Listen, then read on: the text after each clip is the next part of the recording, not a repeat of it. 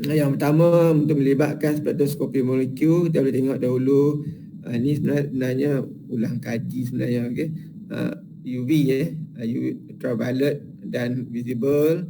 Kemudian kita pergi kepada infrared. Okay? Infrared. Kemudian kita tinggal sedikit nucleus magnetic resonance. Okay? Memang inilah spektroskopi yang melibatkan molekul-molekul. Okay?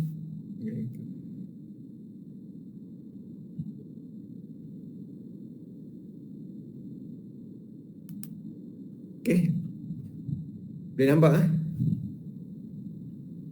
Boleh Puan. Okey, tengok. Kita tengok UV ataupun visible, UV dan juga visible absorption spektroskopi. Okey, ini melibatkan molekul, okey, dan atom.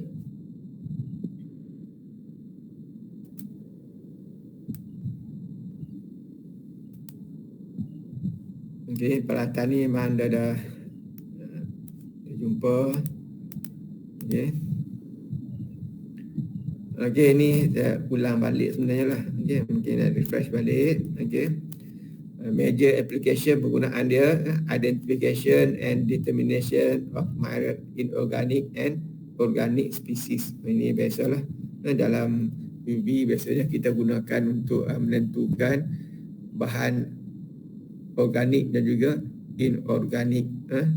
Normally biasanya melibatkan spesies-spesies yang mempunyai elektron pi dan juga elektron lone pair, pi dan juga yang tersendiri. Okay. Dengan kebiasaannya untuk kebiasaan molekul-molekul yang mempunyai elektron pi dan juga lone pair akan menyerap sinaran UV. Okay, akan menyerap sinaran UV. Okey. Itu untuk yang molekul-molekul organik dan inorganik. Okey. Manakala bagi yang visible, visible melibatkan yang berwarna lah, yang berwarna. 7 warna yang ada di dunia ini, iaitu warna pelangi lah, purple hingga ke merah. Okey, jadi maksudnya warna-warna tertentu akan menyerap panjang gelombang yang tertentu. Okey, itu selain daripada itulah visible lah yang berwarna. Kalau untuk yang ultramayung, kebiasaan molekul yang mempunyai ikatan pi dan juga lone pair. Jadi ini menunjukkan bahawa UV adalah satu instrumen yang sangat luas boleh digunakan untuk penentuan sama ada organik dan juga inorganik. Sebab apa? Kebanyakan organik memang mempunyai lah. Okay? Kebanyakan batang organik mempunyai ikatan ataupun mempunyai elektron pair, elektron pi dan juga lone pair. Ini menyebabkan organik spesies memang sangat popular ditentukan menggunakan UV.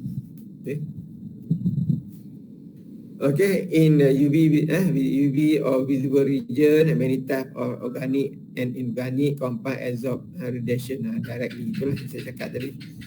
Okay, absorbing species. Okay, ini adalah jenis yang apa yang berlaku apabila suatu molekul menyerap, dia akan teruja, okay, akan excited, kemudian akan kembali ke asal dengan memancarkan sinaran. Okay, ini melibatkan penyerapan.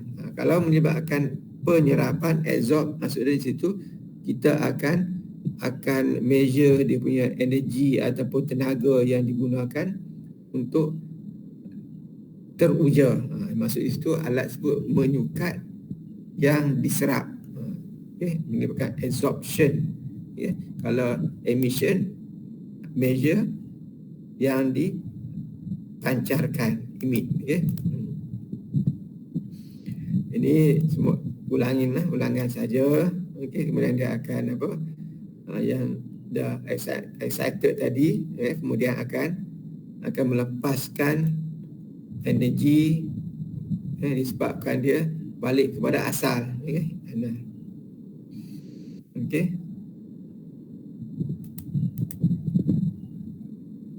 Ialah spesies-spesies ataupun jenis-jenis elektron yang terlibat di dalam UV dan juga visible di sini. Elektron terlibat adalah apa? Ini 3 jenis ini. Elektron pi, sigma dan n, kemudian D dan F elektron, kemudian charge transfer elektron. Ini melibatkan ligan-ligan lah yang di bawah ni, yang C ni. Ini melibatkan apa? Sebatan inorganik, inorganik. Okey, ini lebih, yang A ni adalah lebih kepada ni lah, melibatkan sebatan organik. Di mana sebatan organik memang adalah ikatan pi, sigma dan juga elektron n. Okay, ada ikatan, maksud ikatan ni ada elektron lah, ada elektron pi, ada elektron sigma dan juga ada elektron n. Okey, ini untuk organik. Sebatan organik memanglah mesti mempunyai benda ni salah satu ataupun lebih. Okey, yang paling mudah ni lah sigma. Sigma di mana sigma melibatkan apa yang paling simple adalah ni lah, apa, metana CH4. CH4 di mana dalam CH4 hanya ada ikatan sigma. Okey, maksud ikatan tunggal. Ikatan tunggal. Kalau ada alkohol, automatik adalah ikatan apa? Ikatan n elektron. Sebab apa? Sebab oksigen ada elektron tersendiri. N adalah elektron lone pair yang tersendiri, N. Okey. Kemudian alkohol memang adalah ikatan sigma, ikatan tunggal lah. Kalau metanol ataupun etanol, CH3, CH, kemudian OH. Maksud dari CH3 itu adalah ikatan sigma. Okey, dan sigma. Kemudian D dan F ini melibatkan transition elements, elektron melibatkan kumpulan logam peralihan. Okey, logam peralihan iaitu logam yang ada D dan F elektron terluar lah. Elektron terluarnya adalah terdiri daripada elektron yang berada pada orbital D dan F. Okey, especially inilah lautan especially kepada logam-logam peralihan. Logam ini mempunyai warna. Contoh dia copper kalau biru, nikel kalau hijau, okey, mangan mungkin kalau purple apa semua kan, tak kisahlah molybdenum apa semua. Okey, logam ini dan ion sebenarnya pembentukan kation lah. Logam-logam yang berion ini larut dalam air maka akan menghasilkan warna-warna yang tertentu. Jadi warna-warna ini akan menyerap sinaran visible, ternampakkan. Okey, sinaran ternampakkan. Biru akan menyerap panjang gelombang kala biru. Nikel akan menyerap panjang gelombang nikel. Contoh dia hijau kan. Mangan, contohnya manganat. Kalau purple akan menyerap warna sinaran yang purple. Begitulah. Okay, jadi maksud ini D dan F lebih kepada inorganik. Okey, pi, sigma dan n organik, dan charge transfer elektron ini melibatkan ligan-ligan dan pembentukan kompleks. Okay, di antara logam, biasanya logam ni lah logam kumpulan peralihan. Okay, dan kumpulan-kumpulan yang setara dengan dia, di mana mempunyai orbital gabungan D dan F. Jadi maksud itu boleh berlaku charge transfer elektron. Okey, kompleks contoh pembentukan kompleks copper dengan copper dengan amonia jadi CuNH apa semua, NH4 kurungan 2 positif. Okey, maksud amonia situ, amonia group boleh masuk banyak mol di situ. Okey, jadi itu ada charge dia, melibatkan charge yang berubah apabila pertambahan mol untuk amonia. Okey, kalau CuNH NH3 ada 2 cas apa, ada 3 cas apa, itu yang membezakan dia. Okey, tinggal absorbing species containing pi, sigma, and electron. Ini melibatkan inilah apa, organic molecule, okey, dan several inorganic anion. Contoh dia banyaklah, okey, melibat apa, organic anion. Contohnya adalah sulfate apa semua kan, sulfate apa, nitrate kan. Sebab apa, sulfate nitrate dia ada ikatan, betul kan? Betul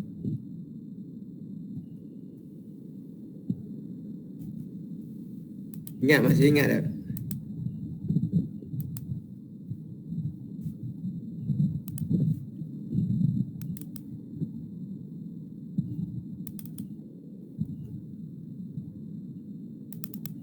Okey, kan saya tak boleh lukis kot lah. Okey, SO4, okey, contoh okey, SO4 kan, 4, kemudian apa lagi, NO3, SO4 2 negatif okey, okey, 2 negatif, okey.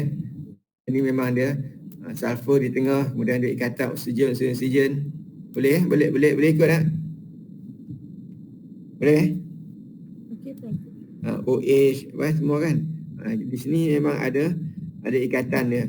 Kalau ada wujud ikatan, maka adalah elektron tu pi ke, sigma ke, n ke. Sebab tu dia katakan several inorganic situ. Okey.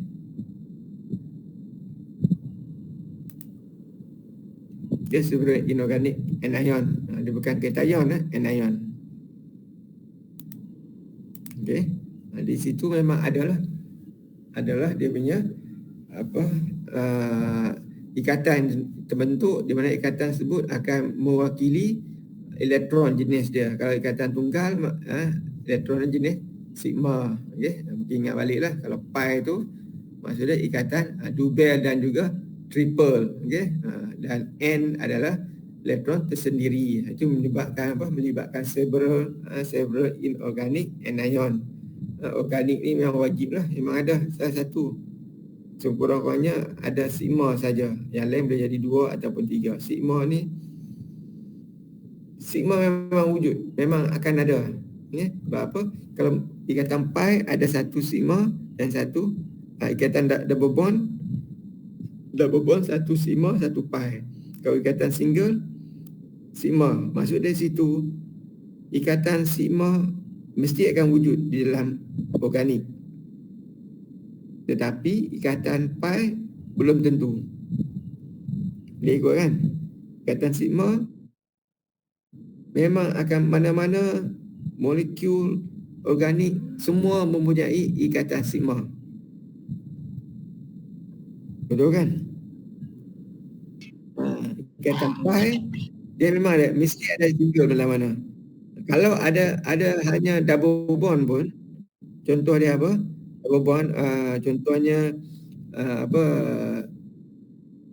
Kalau double bond pun mesti ada single bond juga di situ. Memang akan tidak ada yang mana wujudnya hanya double bond. Hanya double bond tidak ada. Memang akan wujud single bond. Tidak ada molekul organik yang double bond saja. Okey. Walaupun double bond saja, wujud juga dia punya ikatan sigma. Sebab apa? Double bond bermaksud satu ikatan sigma dan satu ikatan pi. Maksud situ ada elektron sigma dan elektron pi di situ. Okey. Jadi maksudnya semua bahan organik ada apa? Elektron sigma. Okey. Selain itu dia boleh tambah lagi lah sigma dan pi, sigma, pi dan n. Kalau alkohol contoh dia metanol. Okey, ada metanol dia ada sigma dan n. Okey, mungkin kalau ada apa melibatkan apa COH karboksilik. Karboksilik ada, dia ada PT3 dia ada. Pi ada, sigma ada, n pun ada untuk karboksilik COH. Okey, mungkin tengok balik, refresh balik. Okey, all organic compound are capable, maksud dia bolehlah semua bahan organik berupaya menyerap UV di situ. Okey, sebab apa? Semua spektrum organik mempunyai sekurang-kurangnya ikatan sigma. Jadi bolehlah. Tapi sebenarnya dalam boleh-boleh ni pun juga banyak juga yang tidak boleh menyerap. Nanti kita akan tengok sebab apa. Mungkin ada sebab-sebab tertentu. Mungkin biasanya sebab oleh instrumen lah. The electronic spectra of organic molecules containing chromophore. Ni chromophore ni biasanya ada special lah, keadaan kepada molekul tersebut. Molecule containing chromophore are usually complex because the superposition of vibrational electronic transition lead to an intricate combination of overlapping lines. The result is a broad band of absorption that often appear to be continuous. Ni kita tengok nantilah. Ini melibatkan chromophore ni ada merupakan satu special group. Ada special group. Mungkin kita tengok nanti adakah disebabkan oleh functional group ataupun ikatan pi ataupun macam kita tengoklah functional group macam alkohol, asid karboksilik. Itulah.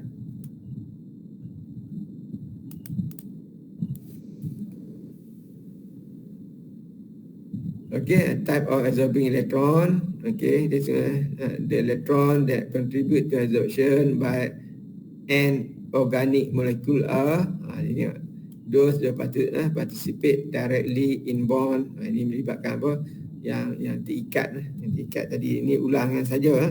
Non bonding or unshared outer electron. Ini jadi maksudnya yang bond pun, yang terikat pun terlibat, yang tersendiri pun terlibat.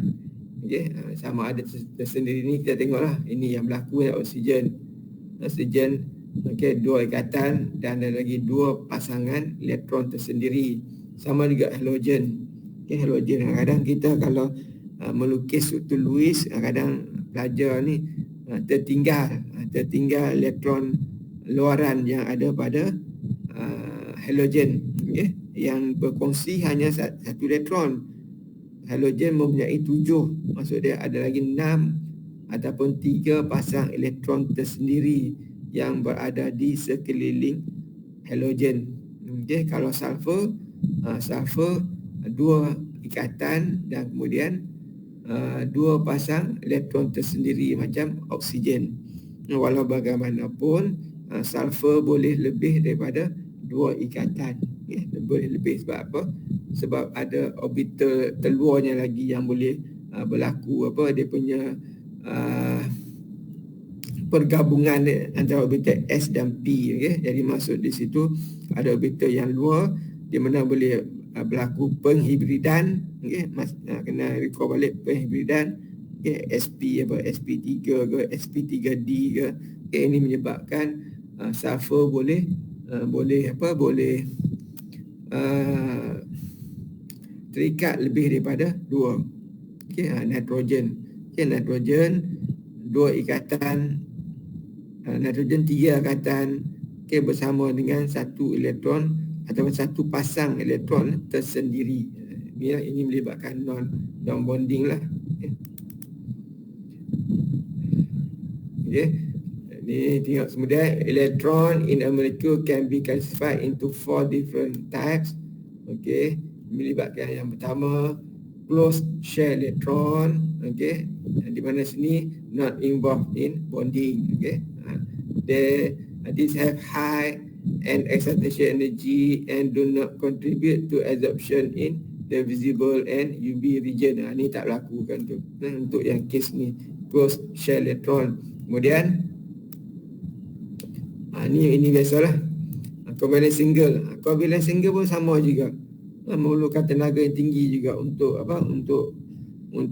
elektron tadi excited. Jadi itu macam yang saya cakap tadi di awal. Biasanya berlaku pada ikatan double bond, at least double bond. Ikatan double. Ikatan triple pun sama. Triple dan double adalah ikatan ataupun elektron tersebut mudah untuk kita ujakan dia berbanding dengan single. Okey, single ni lah yang melibatkan, okey, and this also possess too high and excitation energy to contribute to absorption of visible or UV radiation. Ini jarang berlaku juga. Okay. Kalau ada elektron, walaupun kita kata boleh menyerap energi kemudian akan teruja, tetapi susah nak berlaku sebab apa? Memerlukan tenaga yang tinggi untuk kita excitedkan elektron tersebut.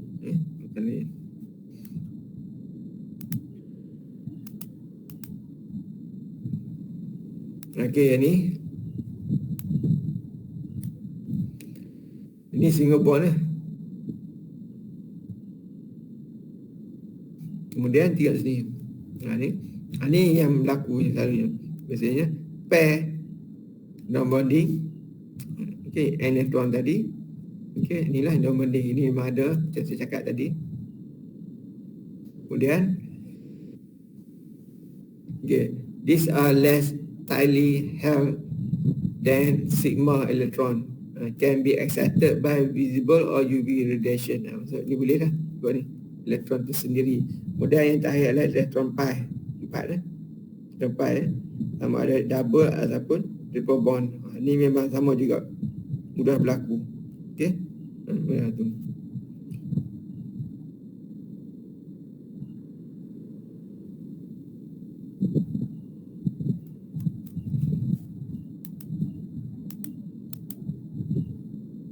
Ini contoh dia. Ini untuk formaldehyde. Okey, formaldehyde sini. Ini adalah formaldehyde ataupun metanal. Metanal, okey, bulan aldehyde dengan karbon yang satu. Okey, ini ada apa? Ini ada ikatan Dubel lah. Kalau Dubel dia mesti ada satu pi.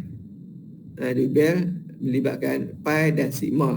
Maksudnya ada elektron sigma dan ada elektron pi. Ini pi dan sigma. Kemudian wujud N. Jadi untuk molekul ni memang sure, sudah pasti memang akan menyerap UV. Okey, menyerap UV. Sebab apa? Ada elektron N dan elektron pi. Okey, memang akan menyerap.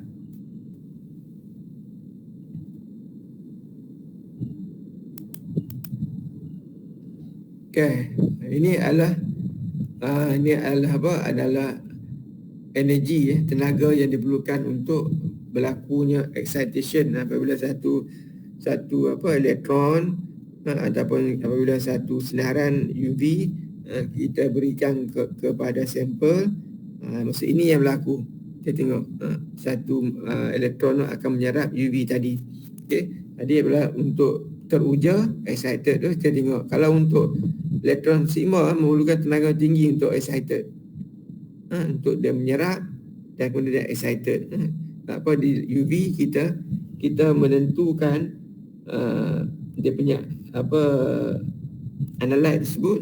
Kita nak menentukan analyte tersebut dengan cara kita menyukat, kita measure the absorption. Sebab itu namakan penyerapan. Okey, molekul penyerapan. Okay, nanti kita tengok A sama epsilon BC melibatkan penyerapan. Tenaga yang diserap oleh molekul ataupun elektron untuk teruja. Itu yang disukat dalam UV. Okay, jadi memerlukan ini sigma ke sigma star memerlukan energi yang banyak. Jadi mungkin kuasa yang diberikan ataupun tenaga diberikan kepada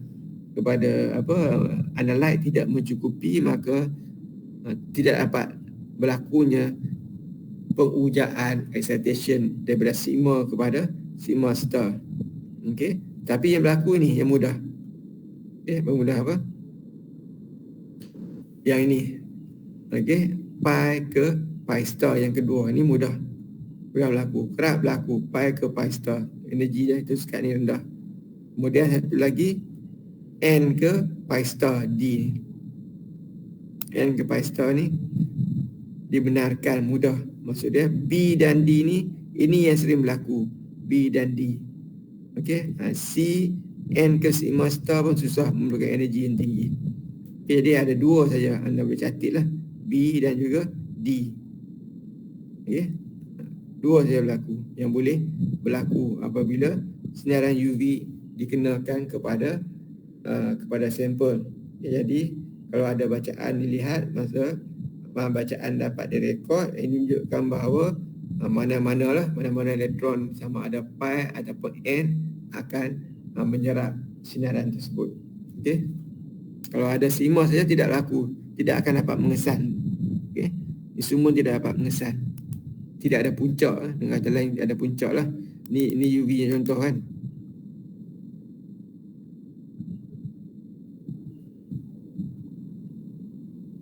Ini lah contoh UV. Okay. Kau balik ni spektrum untuk UV. Bonggol-bonggol saja. Di mana yang tertinggi dinamakan lambda max. Okay. Lambda max. Maksud dia panjang gelombang. Okay. Panjang gelombang yang mana memberi bacaan keserapan yang paling tinggi. Itu dinamakan lambda max. Lambda maksimum. Maksimum tu maksud dia maksimum untuk nilai absorption tadi, okay? Yang diserap, okay? Jadi lambda max, pada lambda tersebut nilai bacaan absorption paling tinggi.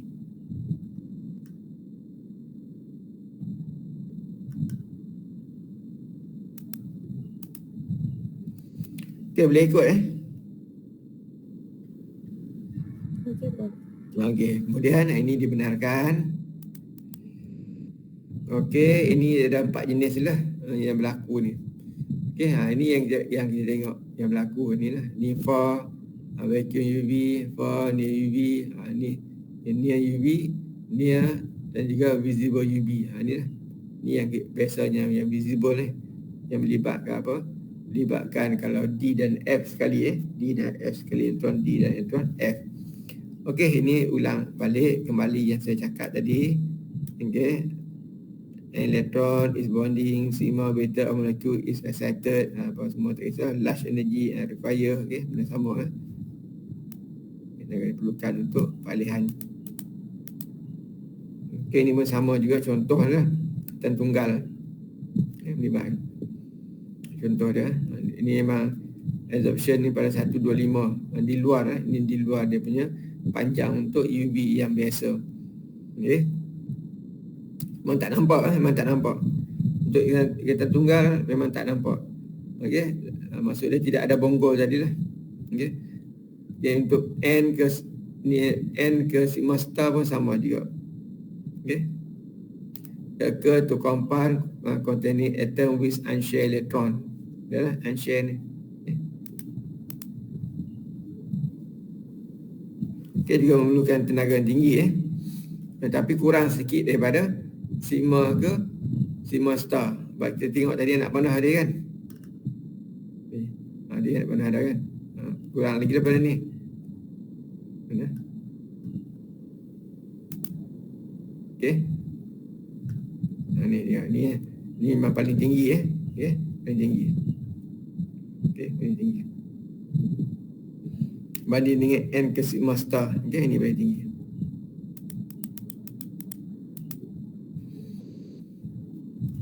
Okey, kemudian tengok sini N ke sigma star nilai ni.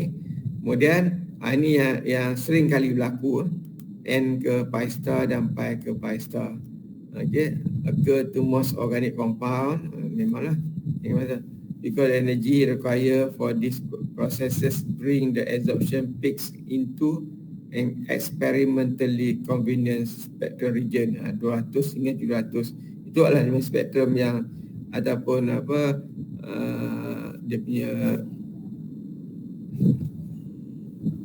panjang, dia punya panjang gelombang satu instrumen yang ada itu di antara 200 hingga 700. Maksudnya kita boleh scan ke nilai tersebut lah. Di bawahnya memang instrumennya belum ada lagi.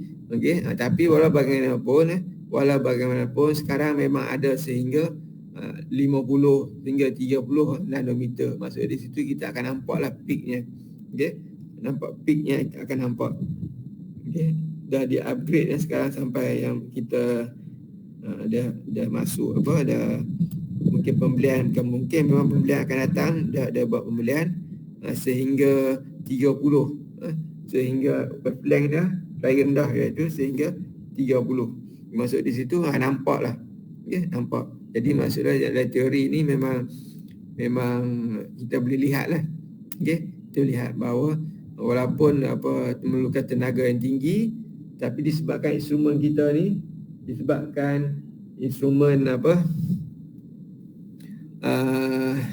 boleh kepada julat tersebut, maka kita boleh nampak bonggol-bonggol yang keluar.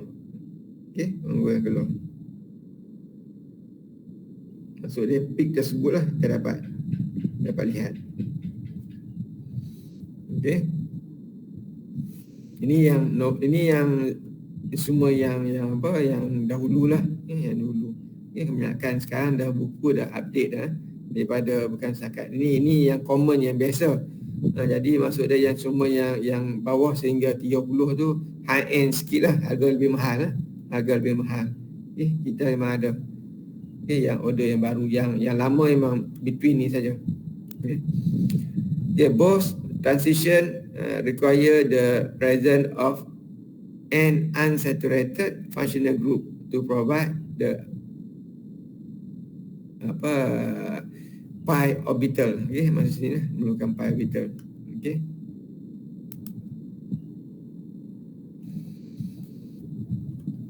Ini melibatkan tarifan hexachromic or blue shift. Sini generally shifted to shorter wavelength. Ini tak apalah. Ini contoh ikatan anda dah tengok tadi. Ini melibatkan inilah yang saya cakap tadi, puncak yang keluar, melibatkan bonggol-bonggol sini. Kita di sini kadang kita hanya meramalkan saja apa yang berlaku. Kita tengok sini, kalau kita tengok ada ikat N elektron dan kita juga ada sigma elektron. Ini automatik lah, melibatkan N elektron yang terlibat dalam spektrum yang kita nampak. N elektron yang terlibat yang kita nampak. Bergantung kalau saya cakap dulu, kalau panjangnya, kalau pada wavelength yang certain, inilah nilai dia. Kalau masuk lagi besar akan jadi pi ke pi star. Maksudnya menghampiri 200 N ke sigma star.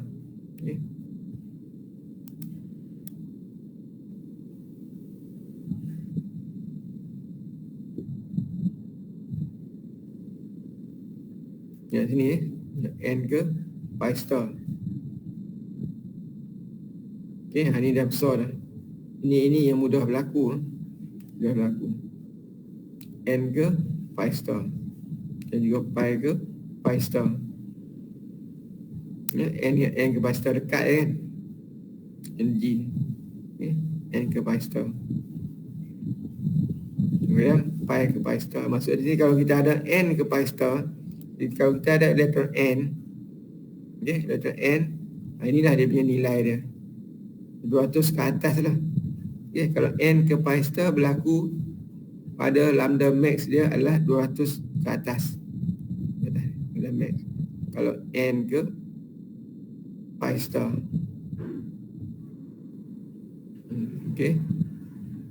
Ini contoh apa yang berlaku. Mungkin yang tarifan, tak perlulah ni nak menghafal.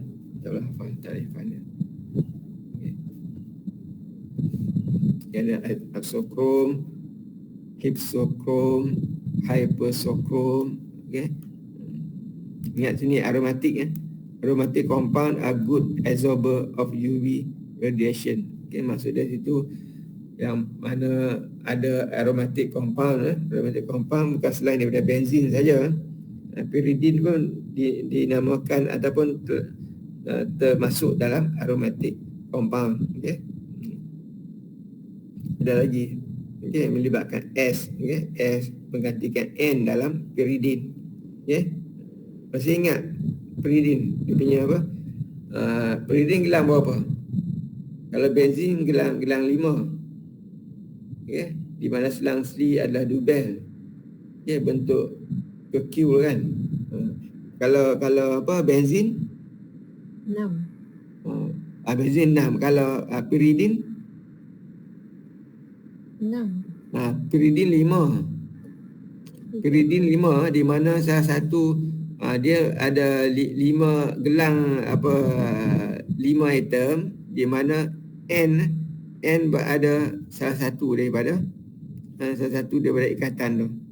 Kemudian ada 2 dubel kat situ. Okey, kalau untuk piridin ada 2 dubel, 2 ikatan dubel. Kalau benzin ada 3 lah kan, selang-seli. Okey. Jadi cuba cek boleh tengok ni piridin. Itu pun piridin termasuk dalam aromatik.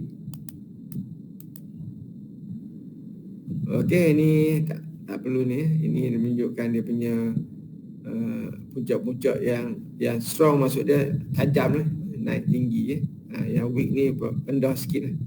Peak dan rendah sikit. Tadi saya tengok dia kan, ada strong, ada weak.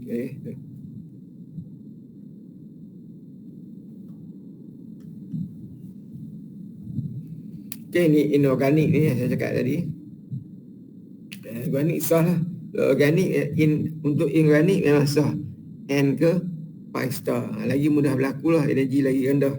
Tenaga sedikit diperlukan untuk mengujarkan elektron N ke pi star. Banyaklah macam natrit ada N, ada O. Nitrit pun sama ada N, ada O.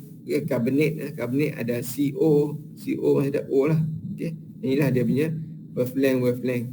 Okay, wavelength. Maksud dari situ nitrit, karbonat, sulfat apa semua ada puncak yang tersendiri dalam UV. Maksud dari situ kalau kita ada satu garam yang mempunyai anion ni, maka bolehlah guna UV untuk nak menyemak banyak mana nitrit ataupun kandungan nitrit dalam sistem tersebut, banyak mana kandungan nitrit ataupun karbonat dalam sistem tersebut dengan kita menggunakan UV.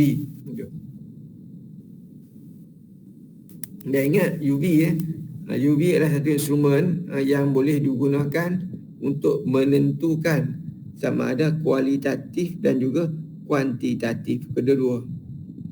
Kalau boleh menentukan kedua-dua, maka biasanya kita tentukan kuantitatif lah.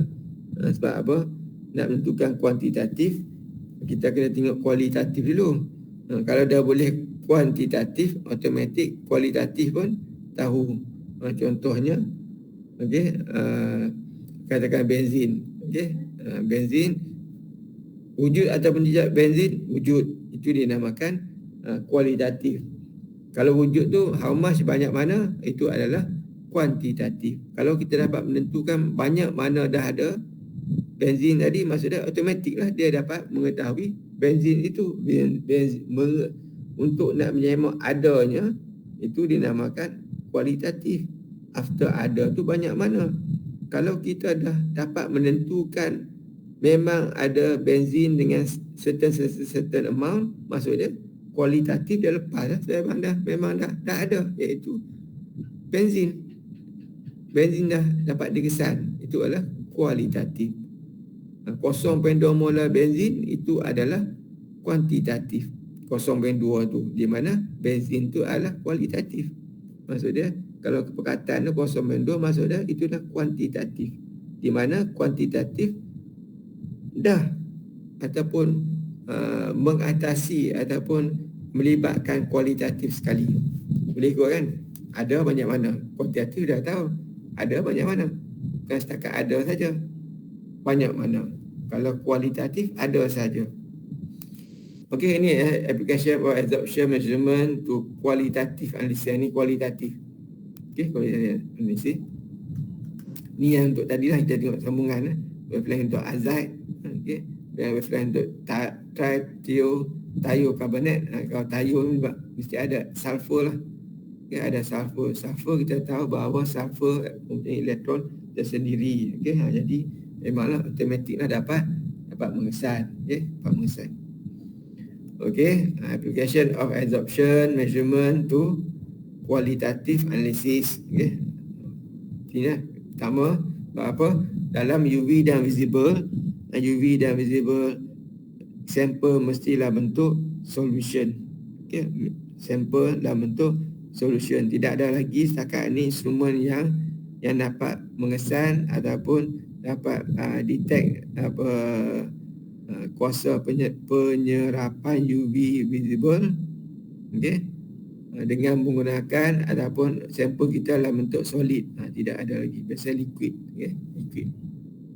Lagi instrumen yang ada yang dibuat dapat menentukan kepekatan satu unsur, satu molekul, okey, dengan menggunakan instrumen yang boleh mengesan direct pepejal ataupun solid. Belum ada. Jadi maksud di situ, apabila dalam bentuk solution, bentuk larutan, maka mestilah ada pelarutnya, solvent kat situ. Mesti ada pelarut. Okay, mesti ada pelarut. Kalau ada pelarut, maksudnya di situ kita kena memilih adakah pelarut tersebut sesuai ataupun tidak dengan apa? Dengan analyte yang kita nak cari. Sebab apa? Kita, kalau sampel kita dalam bentuk solid, kita kena larutkan dahulu. Sebab itu pemilihan pelarut adalah penting kat situ. Kita kena pilih sama ada tambahannya lagi, okey, adakah solvent tadi boleh menyerap panjang gelombang, okey, yang sama ataupun yang tidak sama. Okey, kalau solvent tadi boleh also boleh menyerap, absorb dia punya panjang gelombang yang sama dengan analyte, jadi lagi kacau lah semua, dia kacau result kita. Okey, mungkin bacaan kita adalah hasil daripada bukan mungkin, memang hasil daripada sampel dan juga daripada solvent tadi. Solvent ni mengganggu. Okay. Consideration must be given not only to its transparency but also its possible effect upon the absorbing system. Jadi kacau lah ini. Okay, polar solvent such as water, alcohol, ester and ketone tends to obliterate spectral fine such arising from vibrational effect. Maksud ni pun tak boleh guna juga lah, dia akan obliterate spectral fine. Kemudian common di sini, common solvent for UV spectrophotometry include water, 95% ethanol, cyclohexane and 1,4-dioxane. Ini yang sering digunakan untuk common solvent yang digunakan.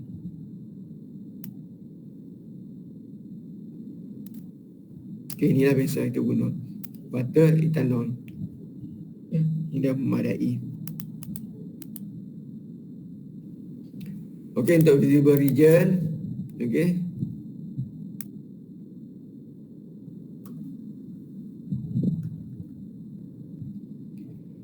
okey, untuk ingat, untuk kawasan ternampakan, kita mesti menggunakan solvent yang tidak berwarna. Kalau kita guna solvent yang berwarna, maka instrumen tersebut akan menyukat sekali solvent tadi, solvent yang kita masuk, yang kita gunakan. Sebaik-baiknya kita tidak menggunakan solvent. Sebaik-baiknya memang tidak boleh gunakan solvent yang nyerap. Jadi visible ni mestilah larutan yang colorless, tidak ada warna. Bukan jernih, bukan larutan jernih lain. Maksud jernih ni tidak ada ada partikel. Ini masalah yang colorless, tidak ada warna. Detection of functional group kat situ memanglah kalau disebabkan saya cakap, kumpulan functional group ni memang ada elektron tersendiri kat dia, maka mudahlah. Maksud di situ semua molekul yang mempunyai elektron tersendiri memang automatik memang akan ada puncak ni. Jangan duk lari jana, memang akan ada puncak. Sebab apa? Ada n elektron. Ini sama karbonil aromatik.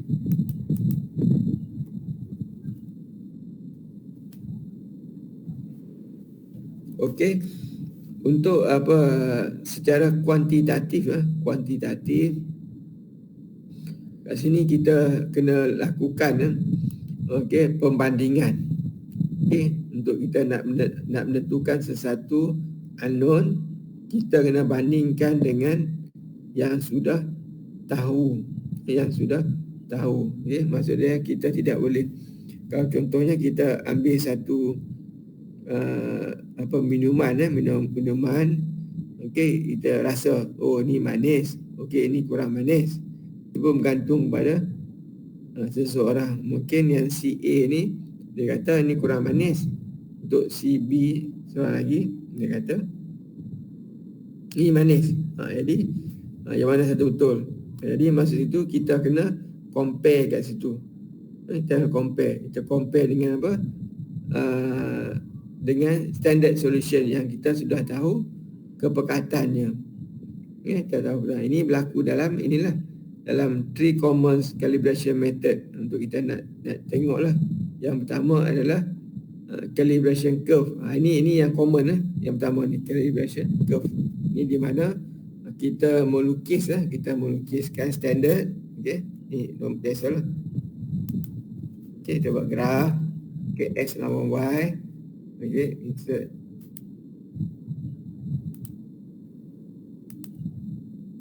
Kekuatan naik tambah.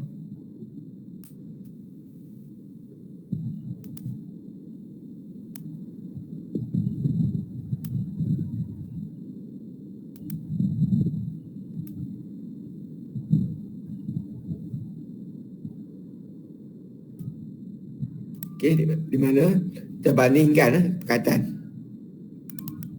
Ini adalah dia punya apa? Ini adalah dia punya concentration.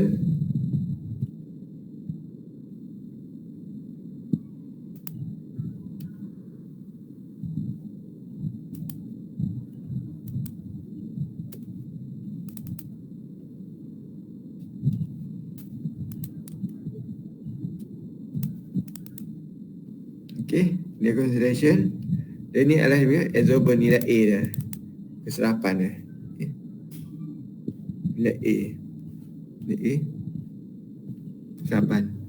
Ini nilai bacaan yang diserap. Inilah perkataan. Dan kita akan dapat grafnya adalah sebegini.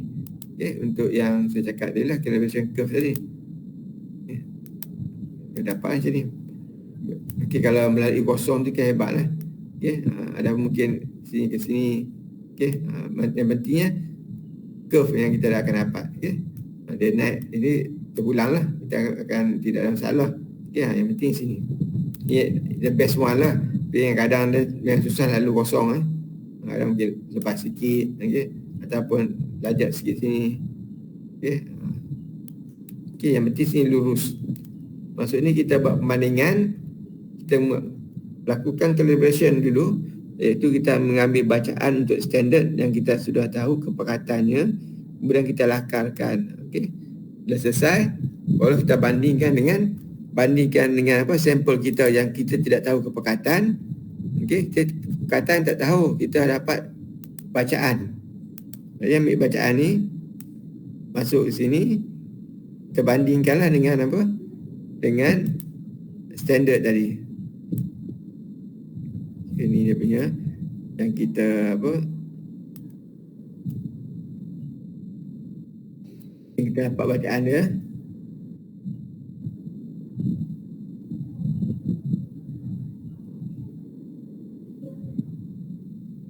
Tak mau kerok pula dah. Dia elok. Tak mau tu elok. Dia nak jadi apa? Elok dia. Peluang ni. Jadi masuk kita turun sini lah. Kita tahu bacaan dia. Inilah dia punya nilai kepekatan dia. Maksud kita, itulah maksud kita bandingkan tadi tu. Kita bandingkan dengan yang standard yang kita dah tahu. Ambil dulu standard 5 bacaan. 5 bacaan standard ni. Perkataan yang kita dah tahu, lakarkan dengan apa dia punya bacaan, tarik dapat dia lurus. Lepas tu ambil sampel kita, cek bacaannya, lepas tu tengok pada perkataan. Boleh? Ini namakan normal calibration curve. Boleh? Boleh ikut Boleh.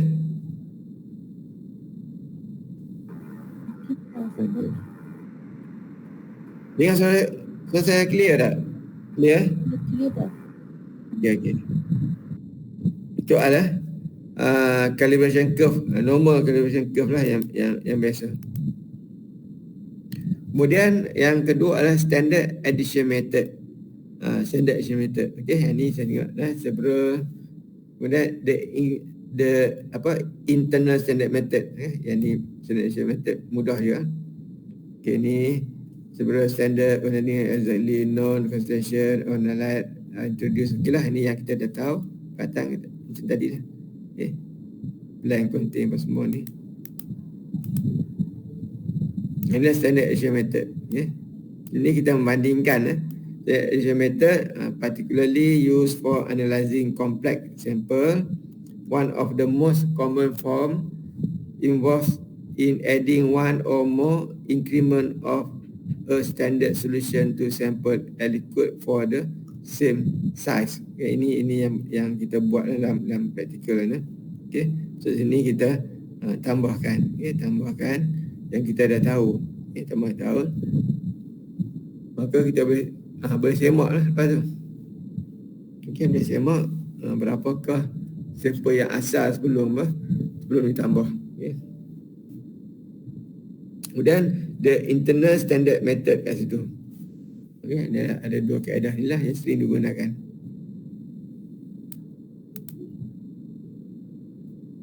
Okey, instrumen mesti biasa, instrumen ada sumbernya, tak perlu hafal semua, ada sumbernya, okey. Kemudian dia ada spektrometer, ada double beam and single beam. Kalau single beam tu kerjanya banyak sikit, masuk keluar. Kalau double beam tu mudah je, sekali masuk saja. Okey.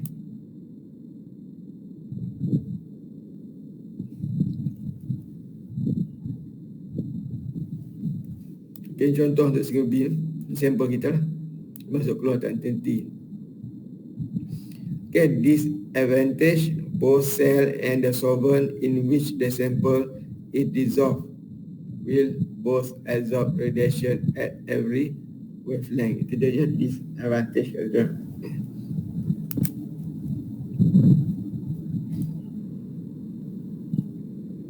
Inilah yang biasa sama.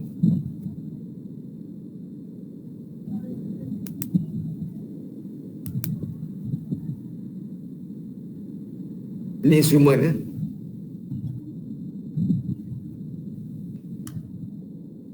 Okey, inilah single beam satu alur. Okey, single beam adalah satu alur di mana satu sinaran saja melalui sama ada sampel ataupun standard. Okey, itu adalah dinamakan single beam, satu alur. Sinilah. Okey. Satu alur. Satu aja. Ini adalah double beam di mana melalui sampel dan juga melalui reference kat sini. Reference yang kita buat tadi lah.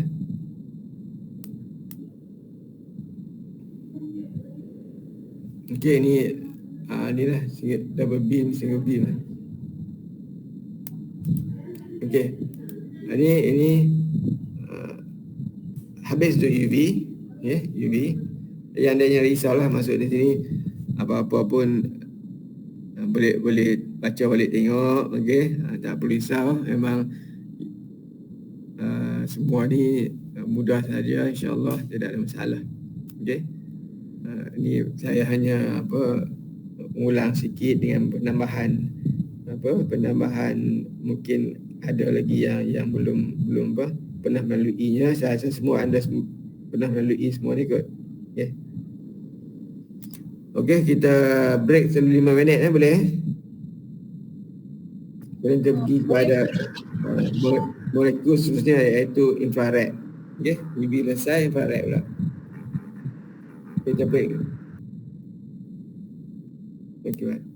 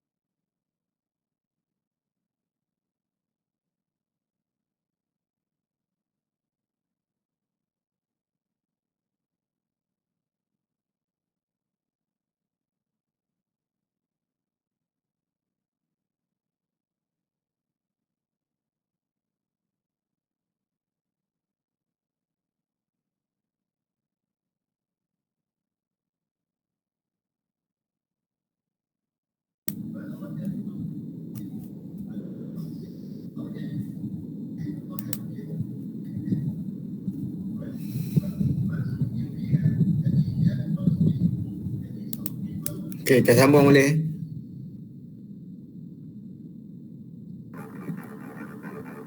Baik, Prof. Boleh ya? Okey. Okey. Okey, kita tengok infrared pula. Infrared.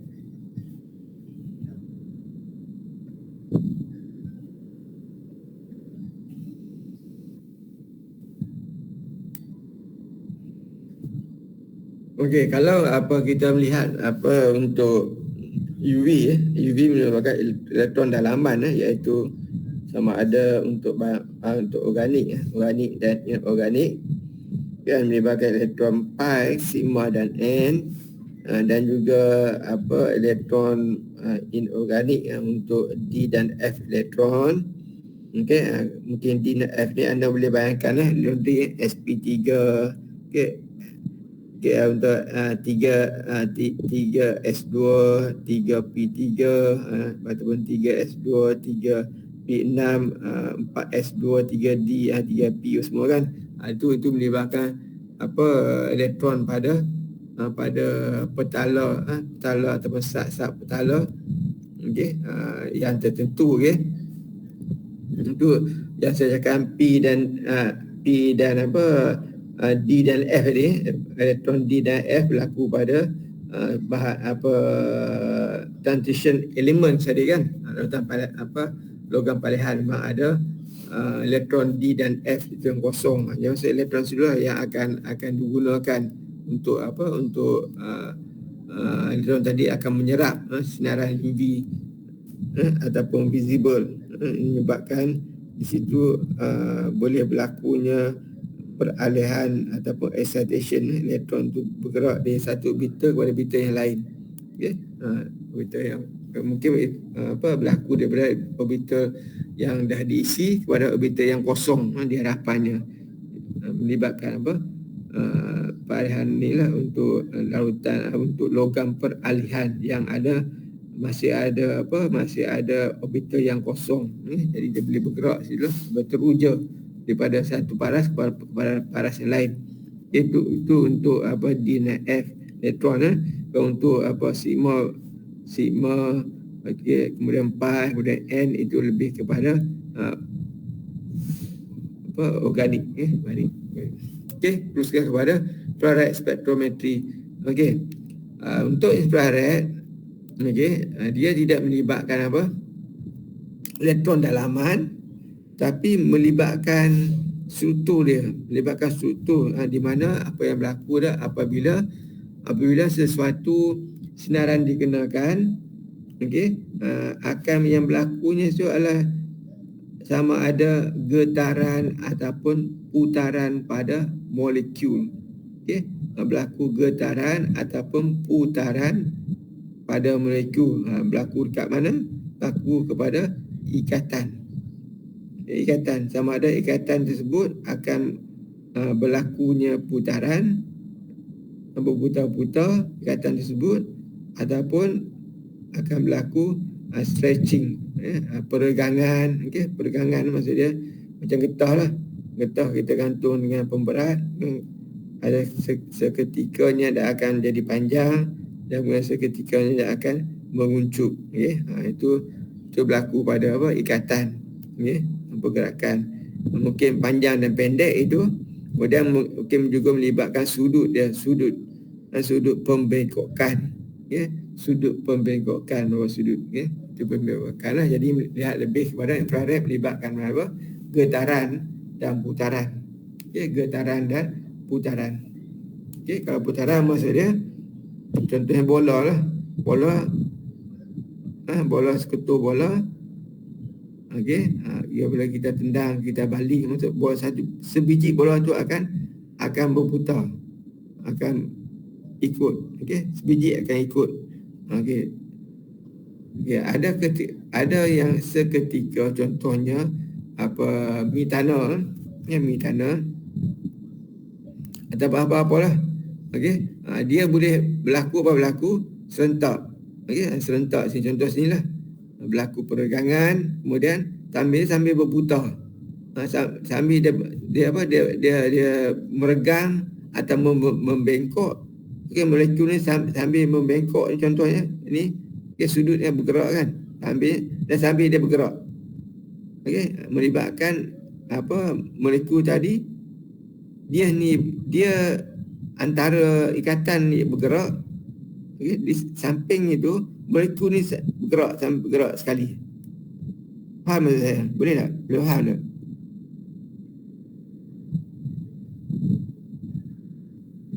Faham tak? Ataupun molekul tu bergerak saja. Okey, ni keras. Okey, keras tak bergerak. Maksud dia ikatan antara dua atom ni diam ya. Kemudian bergerak di bola, ditendang, bergerak saja. Untuk kes ni sambil dalam ikatannya, dalam molekul tadi bergerak, boleh juga molekul ni bergerak-gerak, tak duduk setempat saja. Boleh faham? Iaitu berlaku pergerangan stretching, berlaku dia punya stretching, dan juga berlaku situ adalah putaran. Okey, berputar dan juga merenggang. Kedua-dua keadaan berlaku, boleh berlaku serentak, sama ada dia hanya ada sudut saja yang bergerak, okey, pembengkok, dan satu lagi sambil dia berputar, dia sambil bergerak, sambil berlakunya stretching ataupun bending di situ. 2 in 1 ataupun satu saja. Okay. Itu yang berlaku lah apabila satu molekul dikenakan UV. Okey, ini region masih dalam sini dah lagi ke? Takut ada yang tak masuk lagi. Dah masuk dah semua? Dah lagi. Okey. Untuk kes ni, tengok sini. Nota ni saya dah masuk dah kan? Tak ada. Sebab sistem tu boleh masuk tadi? Boleh masuk? Ya, nanti saya masuk. Sebab tadi saya bila petang saya cuba buka, tapi sistem tu down. Memang sekarang dia nak tengok macam-macam nak buat. Sampai hari ni last kadang. Jadi saya nak masuk tak boleh kadang. Saya tekan, dia jadi macam dia punya jadi sistem tu dia keluar. Yang mana saya record? Saya record tak apa. Saya record, okey tak apa. Nanti saya bagi balik. Nanti saya bagi record ni. Okey. Saya nota nanti boleh ambil. Okey, ni AR region kawasan untuk infrared. Okey, ini semua tak perlu hafal semua lah. Ini saja untuk pengetahuan. Okey, ini semua ada near, ada far, ada mid. Ini mid yang biasalah. Okey. Yang tengah-tengah. Okey, ni the technique and application of method based upon the 3I spectral region. Okey, dah kemudian sini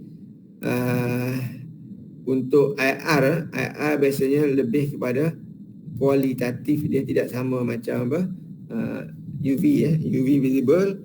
Okey, kuantitatif kuantitatif. Kalau untuk IR biasanya digunakan untuk kualitatif sahaja, walau bagaimanapun ada jugalah boleh dibuat kuantitatif, tapi sedikit saja berbanding dengan UV visible, lebih kepada kuantitatif. Kalau kuantitatif maksudnya automatik lah kualitatif. Kalau kualitatif tak semestinya kuantitatif. Okey, untuk near IR bolehlah biasa kuantitatif analisis. Okey, untuk near IR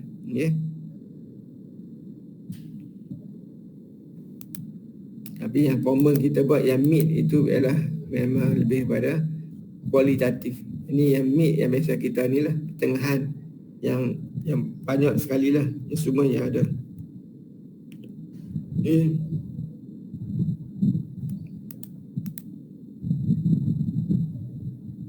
Yang 4IR limited saja. Okay, sebab apa? Eksperimen dia susah. Okay.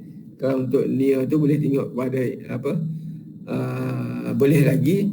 Tapi kalau FTIR ni untuk far sesuai untuk inorganic study. Maka untuk kesempatan inorganik melibatkan logam-logam apa semua. Okay. Kompleks logam boleh guna 4IR untuk kita nak menentukan apa, ikatan yang terbentuk di antara kompleks kita tadi. Okay, 4IR. Okay, untuk inorganic studies memang banyaklah guna 4IR. Okay. Okay, teori untuk infrared absorption spectrometry saya cakap tadi melibatkan apa, stretching dan juga bending ataupun rotation. Okay, rotational. Ya, sini vibrate melibatkan vibrational or rotational. Okay, rotate dan juga vibrate. Dalam vibrate itu melibatkan stretching dan juga bending, peregangan dan juga pembengkokan. Yang saya cakap tadi, boleh bukan setakat kedua-dua. Okay, satu molekul boleh sambil dia vibrate, dia juga dia rotate. Maksudnya sambil dia bergetar ni melibatkan elektron dalam, melibatkan ikatan-ikatan dalam molekul. Di samping tu juga dia juga boleh berputar. Sambil-sambil dia berputar melibatkan molekul penuh. Okay, manakala vibrate melibatkan ikatan dalaman. Contohnya air, O dengan H boleh boleh membengkok. Okey, ikatan boleh membengkok dan juga bergetar.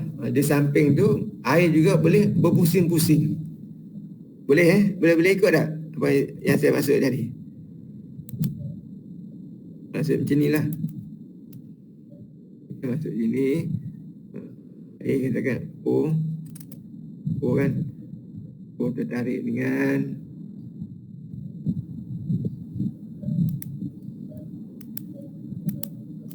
kita letak elektron sini H ikatan dia. Okey, ini ikatan. Di mana kalau ikatan ni kita tengok satu. Okey, boleh ikatan ni boleh apa? Dia boleh bengkok. Inilah bengkok sini. Sekejap. Dia bergerak. Bengkok.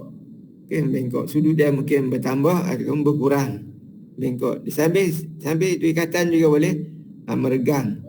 Stretching, bergegang, pendek, panjang, pendek, panjang. Itu dinamakan stretching lah. Ini apa dia punya apa? Memanjang bengkok. Okey, ini sudut bergerak. Okey, ini dinamakan vibrate. Vibration. Sama ada dua kaedah ini, sudut membengkok ataupun meregang. Okey. Ini sambil itu juga whole molekul ni boleh bergerak. Okey, bergerak.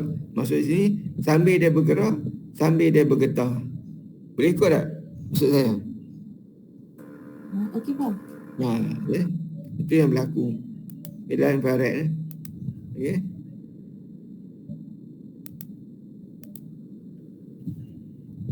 Okey, boleh from one vibrational or rotational energy. Boleh kedua-dua. From mana-mana atau kedua-dua berlaku serta boleh. Okay, in order to absorb infrared radiation, a molecule must undergo a net charge in dipole moment as a consequence of its vibrational or rotational motion. Maksud situ untuk apa satu molekul menyerap infrared, maka molekul tersebut mestilah ada bersifat berkutub. Momen dikutub. Maksud dia ada berkutub lah di situ. Dipole moment tu maksud ada lah. Okay. Ikatan dia ada charge itu. Bukan charge, dia ada delta. Dia ada delta. Maksud dia berkutub. Okay, berkutub disebabkan oleh apa? Berkutub disebabkan oleh apa? Elektron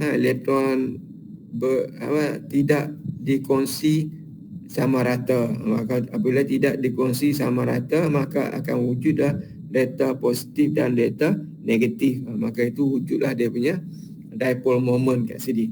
Okey, dipole moment. Okey, moment di kutub lah. Okey, di kutub. Ini sama sebenarnya. Okey. Ini memang ada. Ini apa? Ini cah apa ni? Kata O dengan H. Berkutub atau medap? Yang berkutub kan? Betul kan? Air sangat berkutub kan? Memang menyerap. Okey.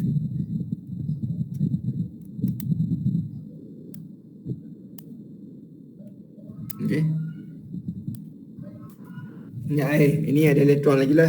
Maksudnya ada 2 elektron. Okey. Saya nak tunjuk kenapa berlakunya ni. Saya nak lukis sikit. Kalau jadilah. Tengok.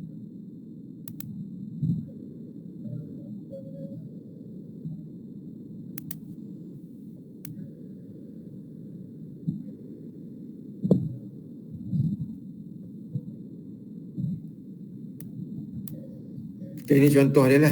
Elektron kan. Elektron dikongsi sama banyak. Okey. Kalau sepatut ini tidak ada lah. Kalau disebabkan tertarik kita tertarik sini. Tak susah lukis, tak pandai. Inilah yang biasanya kita kata bahawa elektron dikongsi sama banyak. Kata ini dia punya apa? Dia punya apa? Awal elektron. Saya cuba nak lukis sekali ni. Satu lagi. Insert bentuk apa? Ada bentuk dah, saya tak tahu. Dah cuba tengok.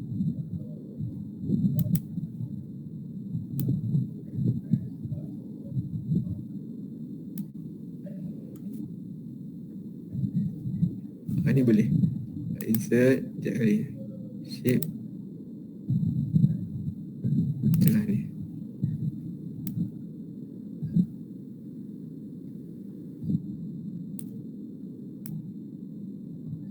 Terbalik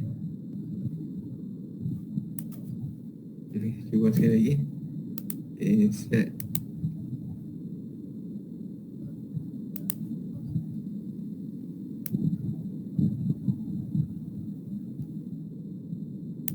Nampak di sini.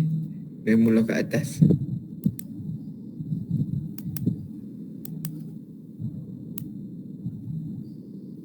Nampak juga. Okey. Tak boleh juga. Sini. Saya pindah H tadi.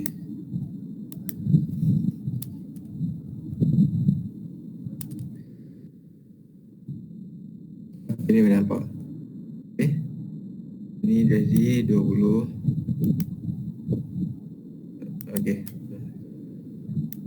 Okey, sepatutnya kalau hidrogen berkongsi sama banyak dengan oksigen, akan berlaku macam inilah. Elektron, tetapi sebenarnya terbalik macam ni. Di mana berlaku elektron yang lebih banyak ke arah oksigen tertarik. Disebabkan oleh apa? Sebabkan oleh apa? Elektron tertarik ni lebih banyak kepada oksigen. Elektronegatifan oksigen lebih tinggi daripada hidrogen. Menyebabkan awan elektron banyak tertarik di sini. Maka berlakulah di sini namakan ada delta ni, delta negatif. Okay? Delta negatif. Ada delta tak? Saya pun simbol. Okey, ada delta ni. Bacalah tengok delta ni, banyak sangat simbol ni. Macam inilah boleh lah. Delta negatif. Okey.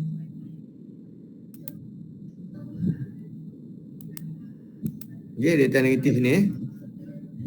Okey. Sebab apa? Sebab elektron tertarik lebih. Kalau kita masuk dia jadi negatif, akan terus keluar kan. Tapi ini masih lagi dia berkongsi. Ini delta negatif, ini akan jadi delta positif. Itulah. Dinamakan dia momen di kutub ada dua. Okay? Ada dua kutub di mana satu adalah bersifat delta negatif, ini akan delta positif. Itulah tadi yang dimasukkan dah. Okay? Ini ada inilah. Satu molekul berkutub, barulah boleh menyerap infrared. Inilah. Memang air menyerap infrared lah. Sebab apa dia memang berkutub. Ini data negatif, data positif. Maka ini memang berkutub, maka memang mereka yang berkutub boleh menyerap infrared. Okay. Maksud inilah yang berlaku dalam infrared, di mana ikatan tadi antara dua atom tadi mempunyai keelektronegatifan yang berbeza. Apabila ada keelektronegatifan berbeza, maka wujudlah dia punya momen di kutub tadi. Okay? Boleh wujud momen di kutub, kecuali molekul tersebut adalah simetri. Simetri walaupun ada momen di kutub, dia tidak akan bersifat berkutub. Sebab apa? Simetri. Simetri tidak boleh. Kita tengok dia. Okay, ini dah.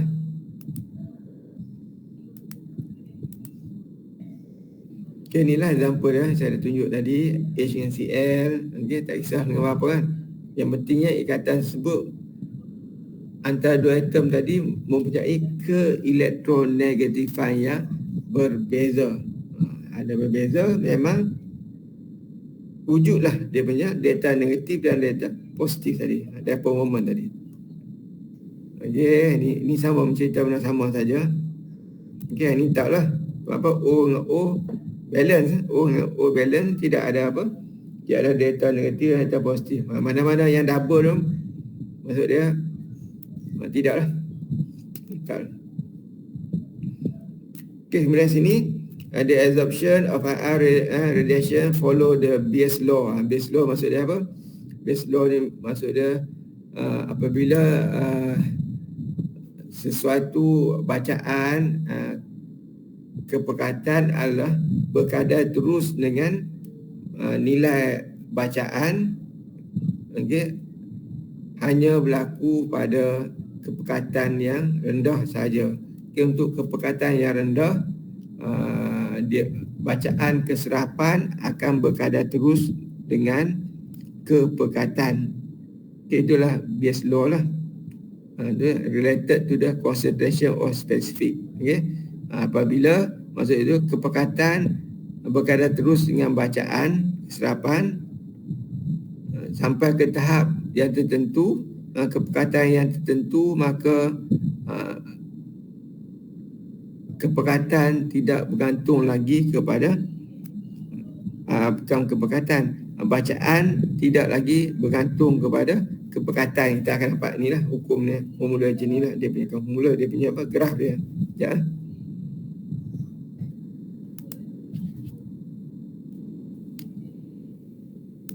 Macam ni.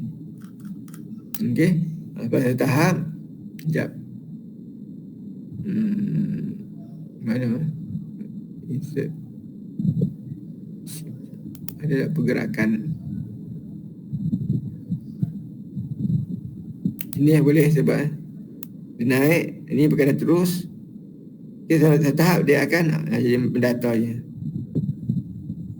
Ini maksudnya Bayes Lambert je lah. Okey. Pada ni okey, ni maksudnya straight lah ni. Apa macam lah. Saya tak pandai tarik ada. Okey. Straight. Sampai satu ketika dia mula mendata. Ni hukum Bayes Lambert. Okey, ni straight. Ni dah mula mendata. Masuk sini dia punya apa, start pada sini, mula sini dah. Mula pada sini.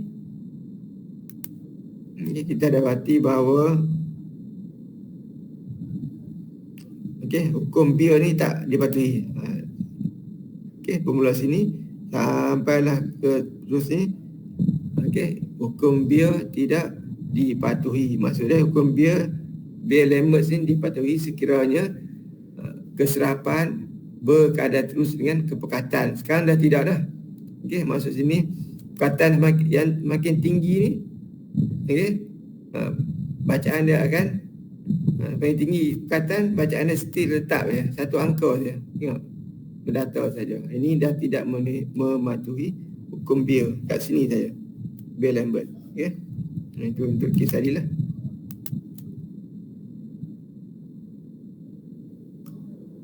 Yang ni untuk Beer. Okay, perkataan yang rendah. Biasanya beli perkataan rendah dipatuhi.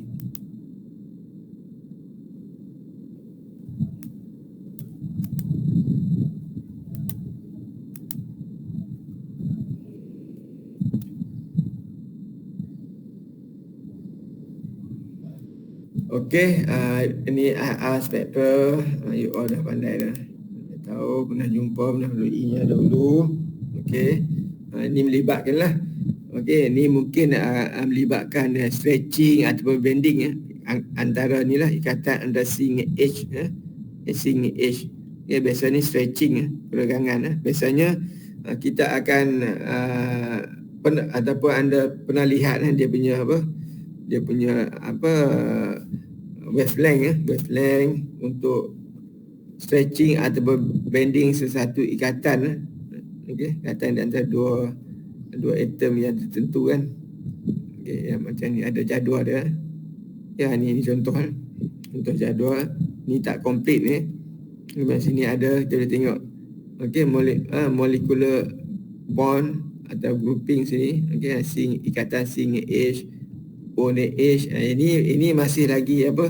Kalau kita tengok table ni dia tidak begitu komplit, okey, kerana tidak diberitahu. Okey, setengah table lah. Kalau dirujuk pada buku-buku organik dia akan beritahu ni lah apa contoh ni peregangan stretching CH nilai dia sekian-sekian, kemudian bending CH sekian-sekian untuk alkyne. Okey, maksudnya yang lebih detail. Ini yang umum saja. Okey, ni tak dijangka sama ada stretching ke bending ke, tapi hanya diberi bond ikatan C dengan H.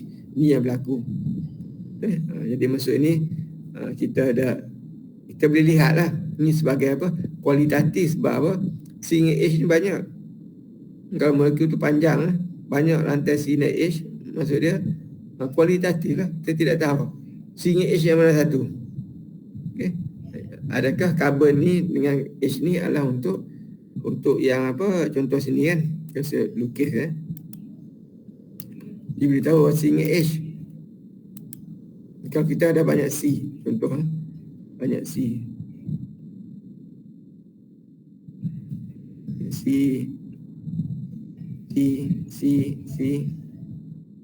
sini H ada banyak CH perkataan.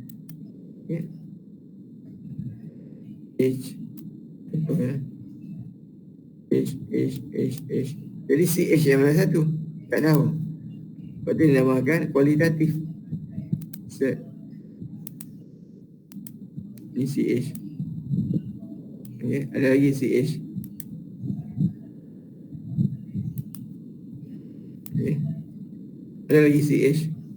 Jadi CH mana satu? Tak tahu. Itu disebabkan kualitatif. Kualitatif.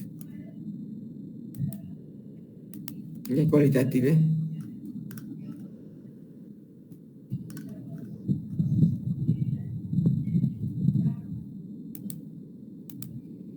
Itu dia disebut AR ini digunakan dalam penentuan kualitatif.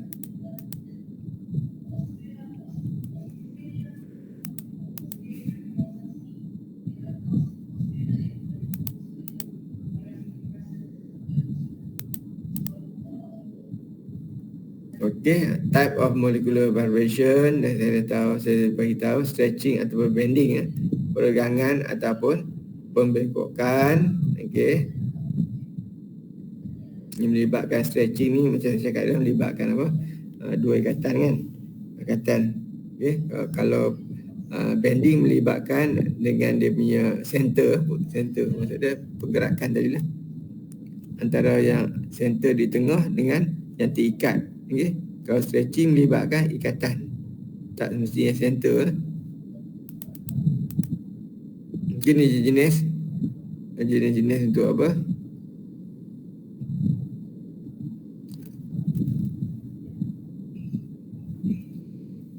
okay, tempat ini vibration. Okay, vibration ke ini gerakan dia. Okay, asymmetric stretching, asymmetric stretching, scissoring, okay, rocking, wagging dan juga twisting. Okay, ini gerakan anda boleh bayangkan untuk 3D ni.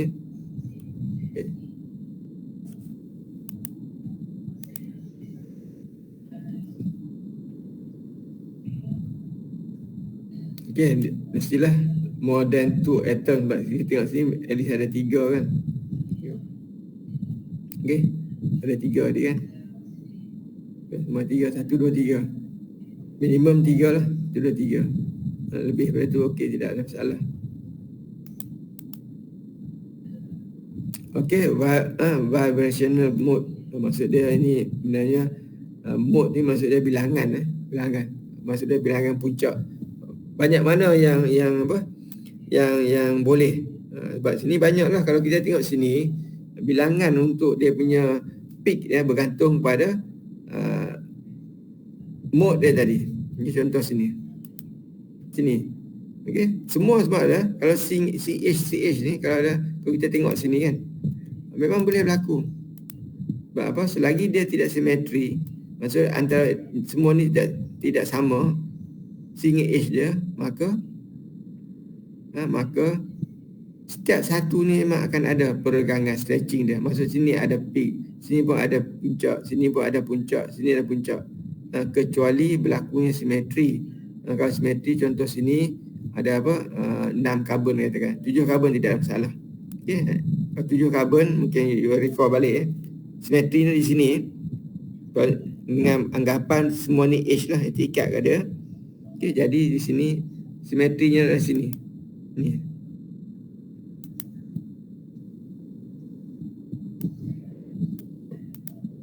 Okey, kita insert. Ni sini. Tengahnya sini. Okey. Di sini maksud ini hanya ada ikatan ni lah, ikatan sebelah ini sama dengan ikatan sebelah ini, sama saja. Jadi kurang lah dia punya peaknya.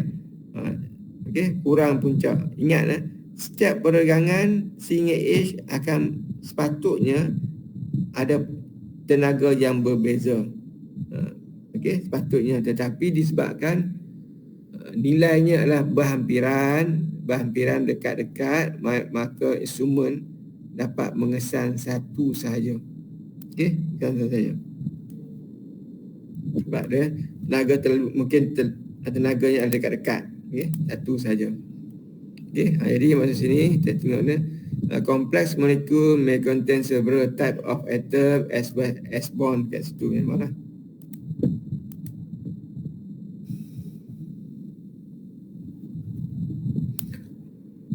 Okay, for these molecules, there are many types of possible vibration give rise to a spectra. They are much more difficult to analyze. Okay, in defining the motion of molecule, we need to consider the motion of entire molecule through space, the translational motion of its center of gravity, iaitu. Jadi maksud kita tengoklah dia punya apa, ada yang kita nampak, ada yang tak nampak. Ini dia punya formula dia, sepatutnya ini teori dia. Okey, untuk molekul yang linear, untuk molekul yang linear, formula diberi 3n tolak 5. Di mana n adalah apa? N adalah apa? Bilangan atom. Okey, number mode 3n. Okey, n adalah bilangan atom. Okey, kalau katakan air, okay, air ada berapa atom? Air ada H2O 3. Okey, air ada H2O 3. Maksud dia n ni sama 3. 3 ada 3 9. Tak boleh linear. Air non linear, non linear. Ini adalah 3n tolak 6. Maksud dia kalau n tu 3, 3 ada 3 9, 9 tolak 6 3. Air sepatutnya ada 3 puncak yang akan keluar. 3 peak akan keluar. Dan peak yang infrared tadilah 3 peak. Sepatutnya 3 peak. Tapi yang keluar kita akan tengok yang berapa. Mesti ada sebab-sebab dia. Okay, each of 3n minus 5 or 3n minus 6 vibrational is called a normal mode. Normal mode tu. Normal mode dia berapa? Okay, ini adalah normal mode, tapi tak semestinya keluar banyak itu. Okay. Jadi maksudnya sepatutnya kalau AR kita tengok memang cukup banyak. Kalau untuk molekul yang panjang, sebab apa? Ini formula dia 3n tolak 6 ataupun 3n tolak 5. Kalau molekul tu semakin banyak bilangan atomnya, maka puncak ataupun apa IR punya peak memang akan menjadi banyak gitu. Okay, in practice there are often fewer experimental peaks observed. Memang saya cakap ni. Okay, that then would be predicted from the theoretical number of normal modes. Fewer peaks are found when inilah ada 4 kat situ. Sebab apa? Kenapa berlaku sini? Yang pertama adalah the symmetry of the molecule is such that no change in dipole occur while one or more possible molecular vibration. Maksud sini ada yang molekul tadi apabila dia meregang apa semua tak boleh, okey, dia akan apa? Tidak ada momen dikutub yang tidak wujud. Tidak wujud momen dikutub. Contohnya adalah apa? Metana CH4. Okey, CH4 adalah satu molekul yang tidak berkutub. Sepatutnya berkutub sebab apa? Karbon dan hidrogen mempunyai keelektronegatifian yang berbeza. Jadi maksud dia akan ada nilainya lah, tetapi tidak ada nilai. Sebab apa? Bentuknya adalah bentuk mungkin kena record balik lah. Okay, CH4 tetrahedral itu dia punya apa? Boleh memotong bentuk tadi, boleh memotong dia punya arah tadi, okay? Menjadi kosong balik saja. Okey, lihat sini. In practice again simetri lah. Ada simetri. Okey, untuk CH4 ada simetri ya. Okey, image cermin CH4. Jadi no change in the dipole. Maksud dia kalau ada tak boleh lah. Dia jadi kurang lah. Sebab molekul banyak.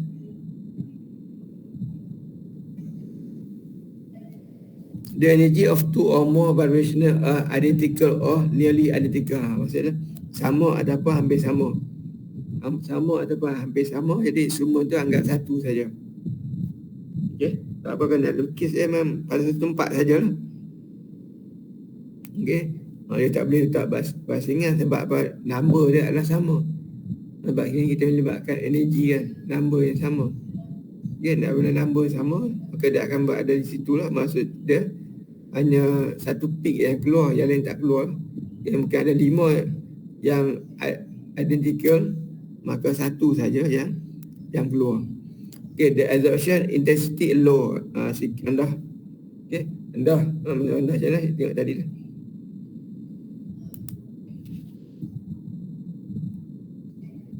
Ini rendah ni. Kecil kan? Kalau kita besar mungkin nampak kan. Ni kecil-kecil ni. Ni tak nampak ni sebab apa, dia semua belok kan. Macam contoh ni. Ni betul ya. Ni kecil-kecil ni. Ada kecil-kecil ni. Ni kecil-kecil ni. Kecil-kecil. Ni kecil-kecil.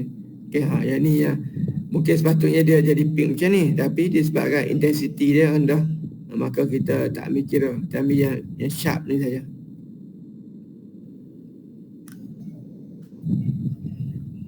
Kita ambil yang sharp saja.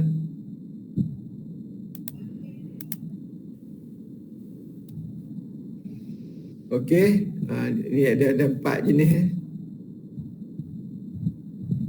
Okey, satu lagi terakhir lah. The vibrational energy is in the wavelength region beyond the range of the instrument. Saya cakap je lah. Instrument dia tak mampu. Biasa ada 200 hingga 700. Kalau berlaku pada 90, tak boleh ya.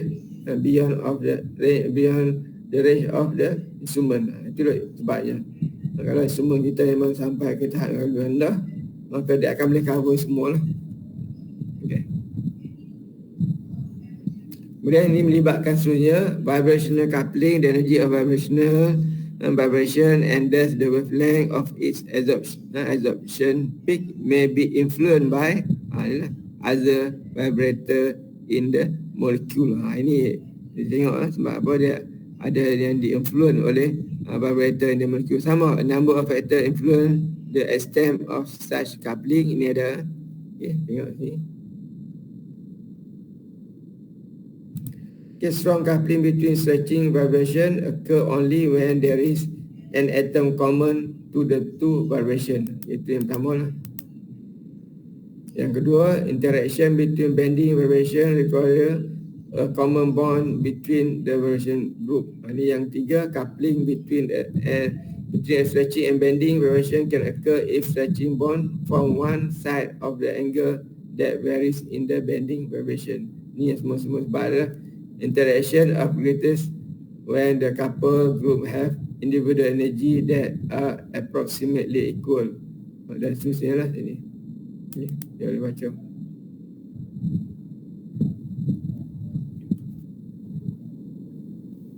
Okay, example exhaustion of linear triatomic molecule. Inilah contoh dia. Okay.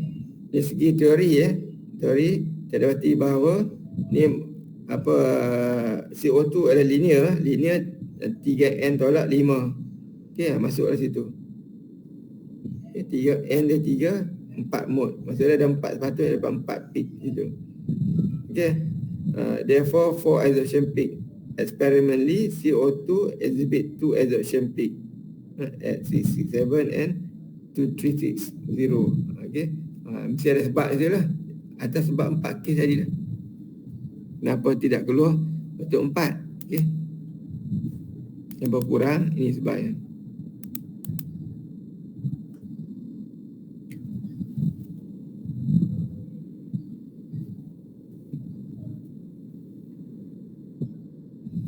Okey, ada 2 saja. Tak ada 4. There are 2 stretching vibration that occur. One couple vibration is symmetric and other is asymmetric. Adalah kedudukan dia.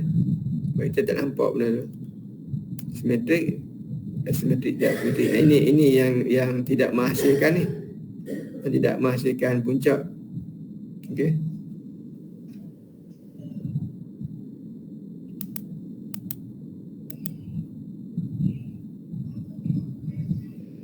Okay, the symmetric vibration causes no change in dipole. Since the 2 oxygen atom move away from the from or toward the central carbon atom, thus the symmetric vibration is IR inactive. Maksudnya tak aktif ni lah. Okay. Betul. Okay, kemudian next chain ni berlaku pada ni. Ni untuk apa? Oxygen move toward the carbon atom as carbon atom move toward the other oxygen. Okay.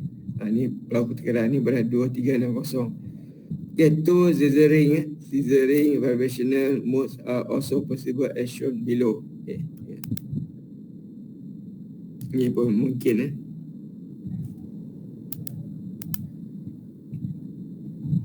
Ni lah contoh air non-linear 3 tolak 6, linear tolak 5 kan, 6 modes, patut ada 6 puncak, 3 puncak patutnya. Puncak ni akibat benda ni lah.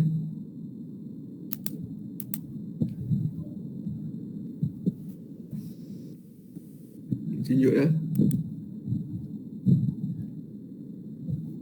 Maksud dia ni bukan setiap puncak boleh guna. Ada puncak dia tak tulis, maksud dia tak boleh guna.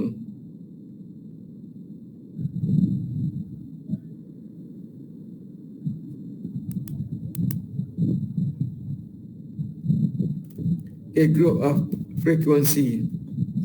Okay. A group of frequency. Inilah grup ni yang satu tadi lah. Dia ada apa yang tertentu. Okay, grup frekuensi ni. Dia wavelength tertentu. Okay, wavelength tertentu.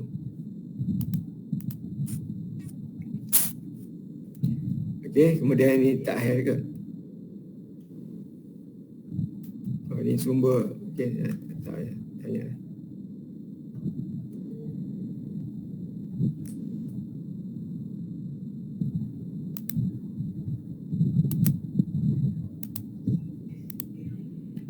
Okey, untuk apa preparation of sample, okey, kita tahu bahawa untuk IR boleh semua bentuk fizikal, sama ada gas, liquid ataupun solid boleh digunakan untuk ditentukan spektrum IR-nya.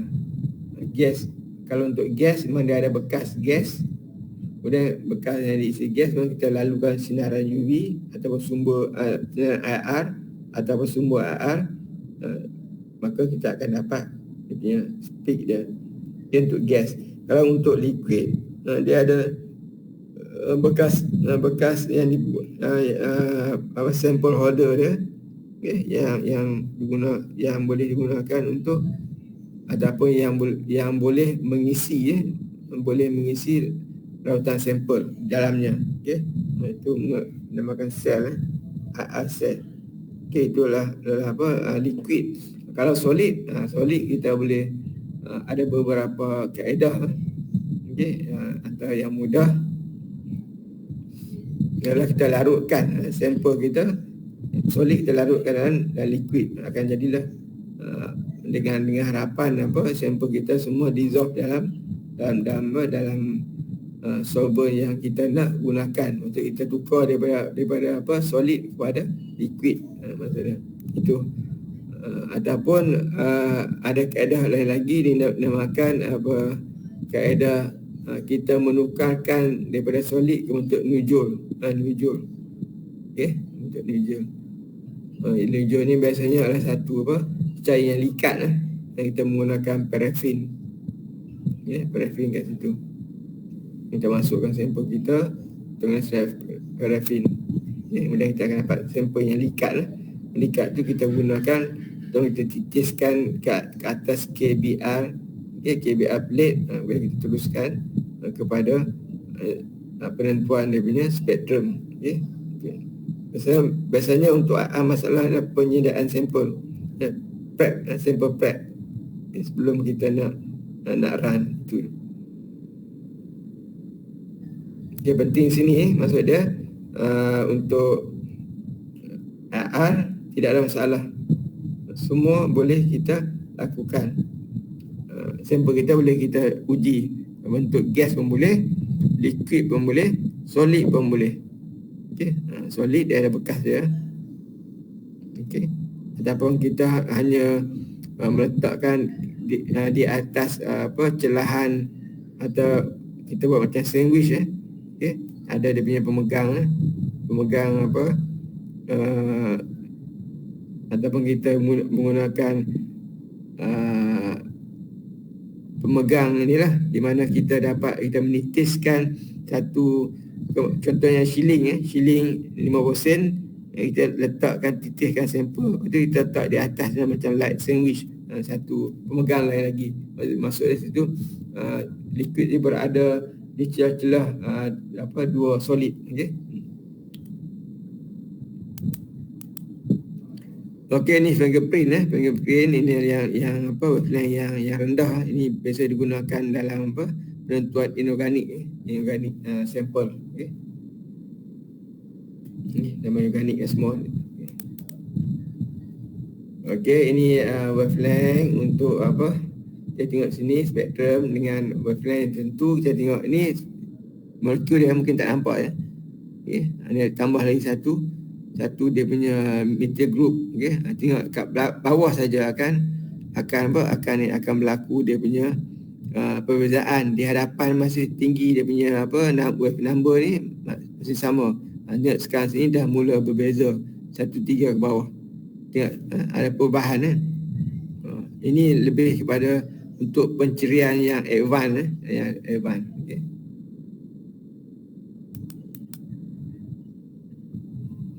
Okey, sama juga macam UV, instrumen yang ada, dia ada sumber IR, ini sumber menghasilkan sinaran IR. Okey, jadi anda tak perlu hafal. Okey. Dia ada global source, dia ada incandescent wire source. Okey. Dia ada mercury arc source, dia ada tungsten filament source. Ini mudah. Ini yang kita ada yang gunakan instrumen. Tungsten filament source. Dia sesuai juga boleh gunakan julat yang lebar situ. Sudah 4,000 hingga 12,000. Sebab itulah kita kena tengok perbezaannya. Kemudian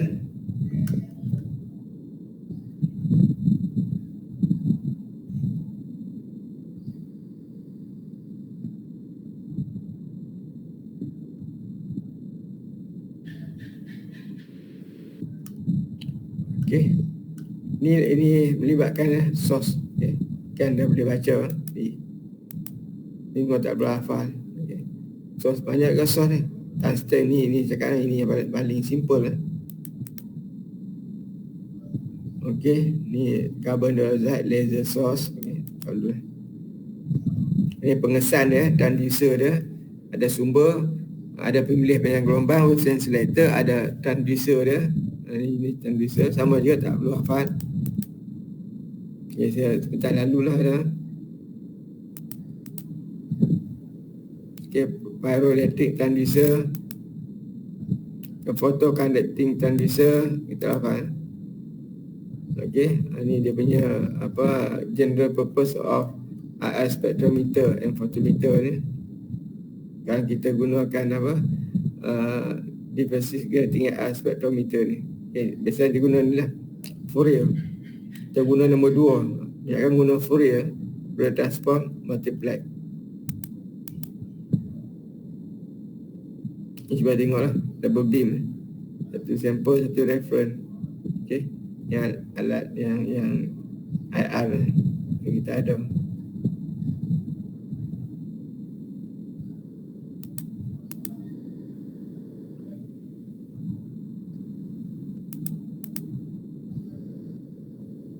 Ni masih Fourier yang kita ada sama. Okey, habis.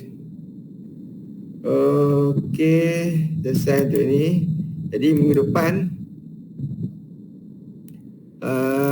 depan pos hantar akan take over balik. Okey, jadi bahagian saya sambung balik. Apa sama pos hantar okey, boleh jawab? Ya. Guna ni ya, guna apa? Menggunakan least square method ataupun anda guna Excel. Itu ya.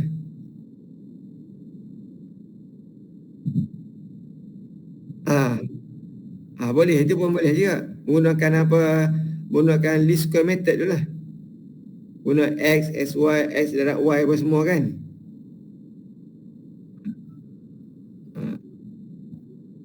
Itu kaedah dia. Okey, buat table, letak X, lepas tu letak Y, X darab Y apa semua. Di situ kita akan dapatlah dia punya sisihan power apa semua boleh kira. Itu lebih kepada matematik sebenarnya. Okey. Dinamakan teknik tu linear regression method ataupun least square method. Least square method, kalau you type dalam Google least square method, dia keluarlah dia punya persamaan dia. Di mana kotak-kotak yang kena ada, mana X, mana Y, mana X darab Y, mana X kuasa 2, Y kuasa 2 apa semua, mana boleh dapat nilai tu. Boleh? Okey. Daripada situ kita akan dapat nilai Y sama dengan MX tambah C.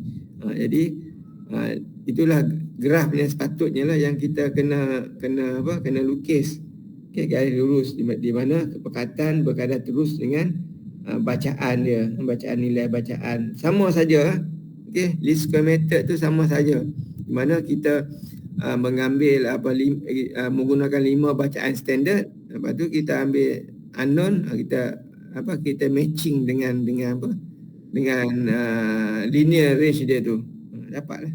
Mana semua kaedah sama saja, UV ke apa ke, AA ke, memang guna metod yang sama saja. Least square method. Okey. Terima kasih. Jumpa lagi minggu 8. Okey. Assalamualaikum warahmatullahi wabarakatuh. Okey, saya stop